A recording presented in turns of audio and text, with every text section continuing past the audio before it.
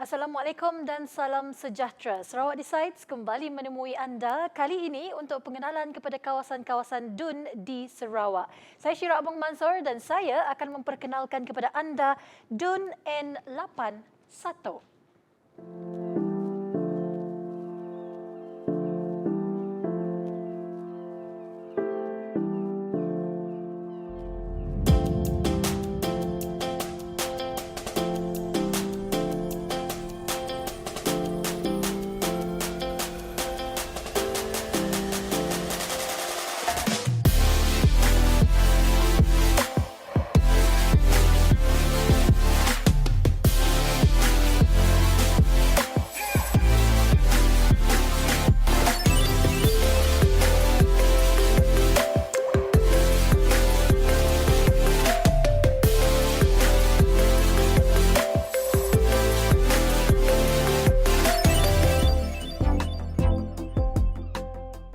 Apabila bercakap mengenai DUN Satok, kawasan Satok ini sendiri merupakan kawasan yang amat bersejarah.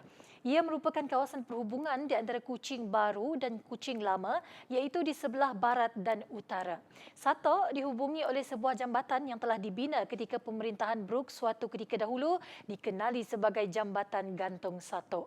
Satok juga merupakan kawasan pinggir bandar yang menggabungkan kawasan penempatan dan kawasan aktiviti perniagaan yang dijadikan restoran, lot perniagaan ataupun pejabat, di mana di sini terletaknya kompleks pusat membeli belah, bangunan pentadbiran serta pengoperasian bank-bank utama di Sarawak. Ini Satok sebagai kawasan di Bandaraya Kuching. Manakala Satok sebagai sebuah kawasan Dewan Undangan Negeri Sarawak pula, ia diwujudkan pada tahun 1977, iaitu diwujudkan daripada DUN Samariang pada persempadanan semula kawasan DUN ketika itu. DUN Satok menyaksikan pertandingan pertamanya pada tahun yang sama dan kali terakhir DUN Satok dipertandingkan ialah pada tahun 2016, iaitu pada PRN yang ke-11. DUN Satok pada PRN 10 telah menyaksikan pertembungan dua penjuru di antara calon Abang Abdul Rahman Zohari bin Abang Openg mewakili Barisan Nasional dan calon daripada Parti Keadilan Rakyat PKR iaitu Ahmad Nazib bin Johari, di mana kemenangan diraih oleh Abang Abdul Rahman Zohari bin Abang Openg. Abang Abdul Rahman Zohari bin Abang Openg dengan 4,691 undi menewaskan calon lawan. DUN Satok pada PRN 10 seperti yang kita dapat lihat mempunyai jumlah keseluruhan pemilih seramai 10,431. Hanya 79 undi telah ditolak daripada 6,717 undi yang dikeluarkan dan Abang Abdul Rahman Zohari bin Abang Openg menang dengan majoriti 2,800 undi. Manakala DUN Satok pada PRN 11 tahun 2016 juga menyaksikan perlawanan dua penjuru iaitu calon Abang Abdul Rahman Zohari bin Abang Openg mendahului calon Parti Keadilan Rakyat iaitu Encik Mohamed Saleh bin Shaukat Ali dengan undian sebanyak 6,854.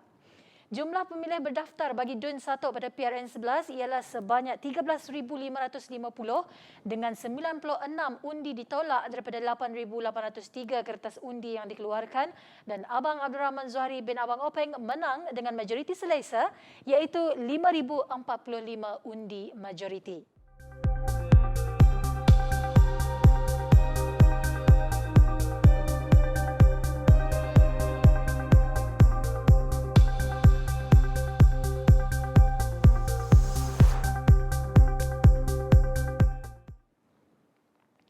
Datuk Patinggi Tan Sri Dr. Abang Haji Abdul Rahman Zohari bin Tun Datuk Abang Haji Openg atau lebih mesra dipanggil sebagai Datuk Patinggi Abang Jo dilahirkan pada 4 Ogos 1950 di Limbang, Sarawak.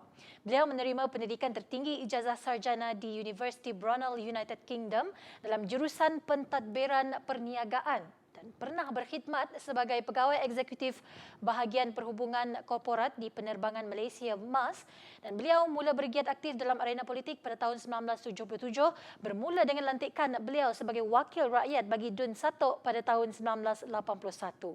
Di samping berkhidmat sebagai Ketua Setiausaha Politik Ketua Menteri ketika itu iaitu Tun Abdul Taib Mahmud dan seterusnya memegang beberapa jawatan lain dalam Kerajaan Negeri Sarawak. Kini, seperti yang semua sedia maklum, beliau merupakan Ketua Menteri Sarawak yang ke-6 dengan pengalaman lebih 30 tahun dalam politik. Kawasan N81 di bawah pentadbiran Datuk Petinggi Tan Sri Abang Johari Tun Openg telah menyaksikan pembangunan yang pesat dengan beberapa projek kini sedang dirancang atau dalam pembinaan. Antara kawasan dalam DUN yang telah banyak berkembang hasil pembangunan ini ialah Kampung Segedup.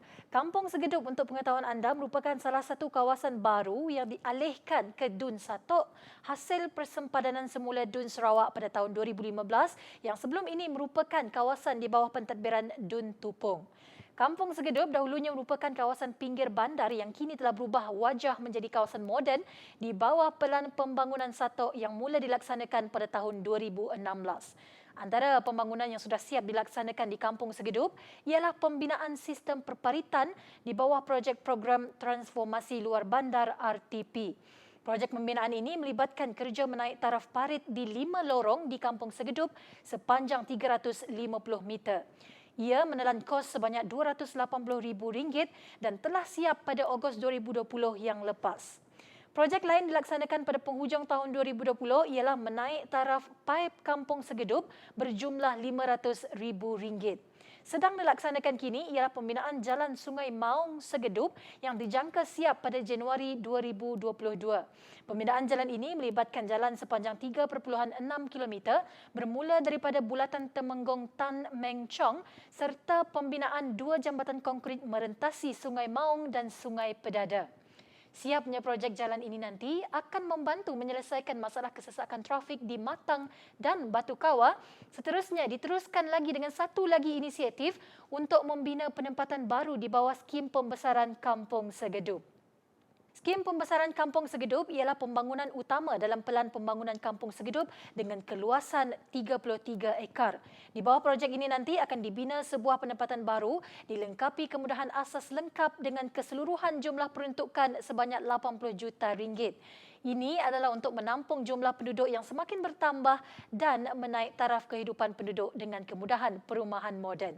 Skim pembesaran Kampung Segedup ini dilaksanakan sebaik sahaja pembinaan Jalan Sungai Maung Segedup selesai. Satu lagi perkampungan di DUN Satok yang tidak asing lagi bagi penduduk di Bandaraya Kuching iaitu Kampung Nombor yang mempunyai sejarahnya yang tersendiri. Kampung ini terletak berhampiran dengan Satok dan Masjid Bahagian. Uniknya, nama-nama kampung di Kampung Nombor ini dinamakan dengan nama angka, iaitu dari Kampung Nombor 1 sehinggalah Nombor 6. Kampung Nombor merupakan kampung warisan Melayu yang terletak di tengah-tengah kepesatan pembangunan Bandaraya Kuching. Dan ke-6 kampung ini telah dijadikan Kampung Warisan Bandaraya Kuching atau Kampung Heritage, iaitu salah satu daripada 4 komponen dalam All Kuching Heritage, sebuah inisiatif kerajaan negeri Sarawak di bawah Strategi Ekonomi Digital Sarawak dalam usaha memartabatkan perkampungan sebagai kawasan warisan sekaligus menjadi destinasi pelancongan dunia.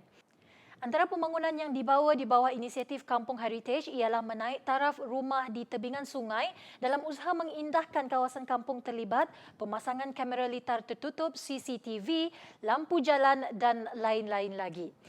DUN Satok kini mempunyai satu lagi tarikan terbaru yang saya ingin bawakan ke dalam set kita iaitu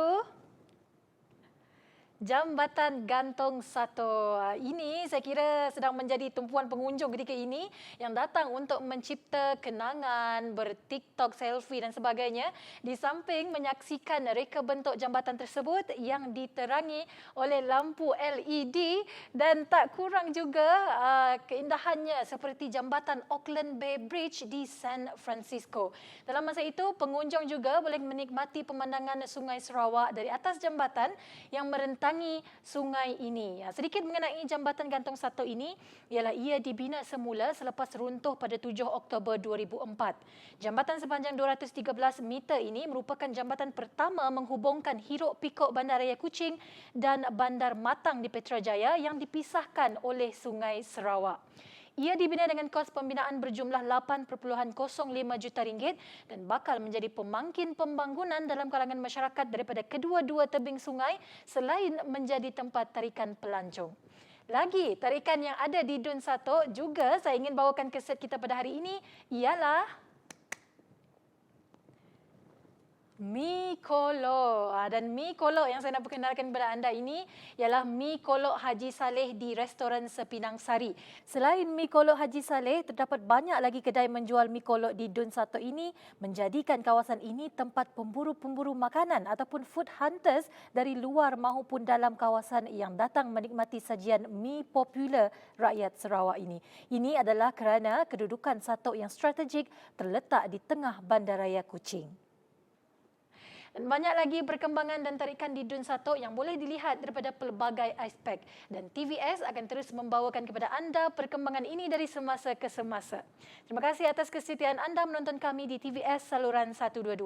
Saya Syira Abang Mansur untuk Sarawak Decides. Hai, terima kasih kerana menonton Sarawak Decides. Jangan lupa untuk tekan butang subscribe di bawah ini dan juga klik video di sebelah sini untuk mendapatkan perkembangan terkini berhubung pilihan raya Negeri ke-12 di Sarawak.